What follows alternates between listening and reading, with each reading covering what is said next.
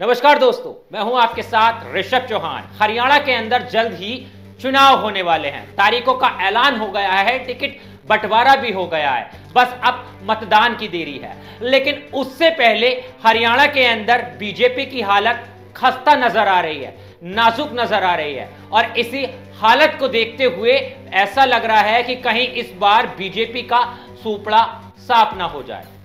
लेकिन अब अपनी स्थिति को मजबूत करने के लिए बीजेपी ने आरएसएस का सहारा लिया है, आरएसएस को दंडवत प्रणाम किया है। वही आरएसएस जिसको बीजेपी के नेता ये कहते हुए दिखे थे, जेपी नड्डा, कि आरएसएस की बीजेपी को जरूरत नहीं है, लेकिन वही बीजेपी अब आरएसएस के चरणों में। दोस्तों, हरियाणा के अंदर आरएसएस ने बीजेपी के लिए एक इंटरनल सर्वे किया है और इस सर्वे के अंदर बड़ा खुलासा हुआ है। खुलासा ये कि बीजेपी बहुमत तक भी नहीं पहुंच रही है और बहुमत के लिए बीजेपी को 46 सीटें चाहिए, लेकिन 20 से 25 सीटों पर सिमटते हुए नजर आ रही है, जो कि बीजेपी के लिए एक बहुत बड़ी बात हो जाती है। हरियाणा के अंदर बीजेपी के खिलाफ काफी ज्यादा नाराजगी देखी जा रही है, जनता में ही नहीं, साथ ही पार्टी के जो नेता थे उनके अंदर भी। हरियाणा के अंदर जब बीजेपी ने टिकट बांटे उसके बाद दनादन इस्तीफे हुए, कई इस्तीफे हुए, तकरीबन 250 के करीब पार्टी के नेताओं ने बीजेपी को छोड़ दिया और इस्तीफा दे दिया, यानी बीजेपी से नाराजगी बना ली। चाहे रेवाड़ी हो, गुरुग्राम हो, रोहतक हो, कई ऐसे जिले थे जिसके अंदर दनादन इस्तीफे हुए। लेकिन इसी के कारण अब बीजेपी हरियाणा में और भी ज्यादा बैकफुट पे नजर आ रही है। बीजेपी को एहसास हुआ, आकलन किया कि हरियाणा में नाजुक स्थिति है, तो फिर आरएसएस के पास गए। अब आरएसएस ने इंटरनल सर्वे किया और इस इंटरनल सर्वे के अंदर क्या कुछ बात कही है आप वो जान लीजिए। दोस्तों, अब आप ये बात समझ लीजिए कि तारीख 1 सितंबर इस दिन हरियाणा के 22 जिलों में राष्ट्रीय स्वयंसेवक संघ यानी आरएसएस की 22 बैठक हुई।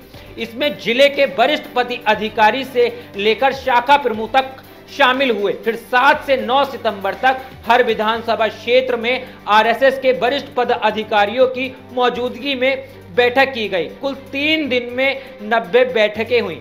छोटी बड़ी सभी मीटिंगों को मिलाकर अब तक 200 से ज्यादा बैठकें हरियाणा के अंदर हो चुकी हैं, जिससे किसी भी तरह से बीजेपी की स्थिति जो है वो हरियाणा के अंदर मजबूत की जाए और बीजेपी की नाक जो है उसे बचाया जा सके। अब आगे भी आप जान लीजिए, हरियाणा विधानसभा चुनाव में आरएसएस किस तरह से एक्टिव है, ये इससे साफ है। हरियाणा का जिला स्तर के पूर्णकालिक प्रचारक और प्रांत स्तर के पदाधिकारी आरएसएस के एक्टिव होने का उदाहरण देते हुए कहते हैं कि ये आंकड़े तो शुरुआती हैं, ऐसी कई बैठकें पूरे राज्य में होनी है। पदाधिकारियों का कहना है कि हमारी इंटरनल रिपोर्ट में बीजेपी बहुमत से काफी पीछे है। तो यहां पर ध्यान दीजिए आप, आरएसएस की इंटरनल रिपोर्ट में बीजेपी बहुमत से काफी ज्यादा पीछे है और इसकी जानकारी खुद आरएसएस के पद अधिकारी दे रहे हैं, जो कि एक बड़ी समस्या की बात है बीजेपी के लिए।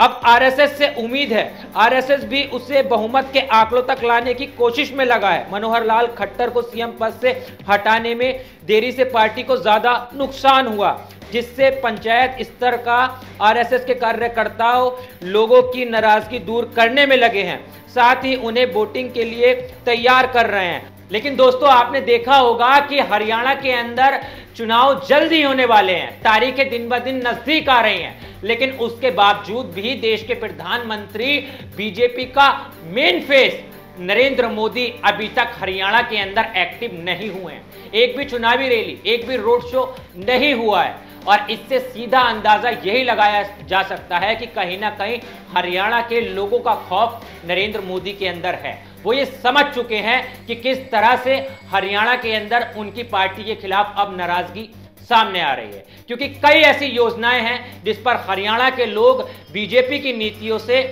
खुश नहीं नजर आए। इतना ही नहीं, अमित शाह की रैली भी जो है वो भी वहां पर कैंसिल हो गई। अब तमाम चीजें हैं हरियाणा के अंदर, और ये भी कि अभी कंगना रनावत का किसानों को लेकर बयान आना, उससे पहले अग्निवीर जैसी योजना के ऊपर विरोध करना, फिर किसान आंदोलन, तमाम चीजें ऐसी हैं। और अब हरियाणा की बेटी विनेश फोगाट के लिए ब्रजभूषण सिंह का इस तरह का बयान आना, तो तमाम चीजें जो है बीजेपी के लिए इस समय काफी ज्यादा नुकसानदेह साबित हो रही हैं। और किसान आंदोलन के अंदर जो कुछ भी हुआ, ऐसा लग रहा है कि अब हरियाणा के किसान उसका जवाब देने के लिए तैयार है। और अब तो जेजेपी भी बीजेपी के साथ नहीं है, वो सीधे सीधे चंद्रशेखर के साथ चले गए हैं और बीजेपी को अकेला लड़ने के लिए छोड़ दिया है। वहीं खबरें ये भी हैं कि आम आदमी पार्टी के साथ कांग्रेस जो है वो गठबंधन कर सकती है और कांग्रेस धीरे धीरे हरियाणा के अंदर अब पैर जमाते हुए नजर आ रही है, क्योंकि लोकसभा चुनाव के बाद से राहुल गांधी ने जिस तरह से राजनीति की है उसका असर हरियाणा के लोगों को पर ही का खासा पड़ा है। लेकिन आपका हरियाणा चुनाव पर क्या कहना है, बीजेपी के बारे में क्या कहना है, आप क्या सोचते हैं, कमेंट में जरूर बताना। और तमाम राजनीतिक खबरों के लिए मेरे साथ जुड़े रहना। मिलता हूं आपसे किसी और वीडियो में। जय हिंद।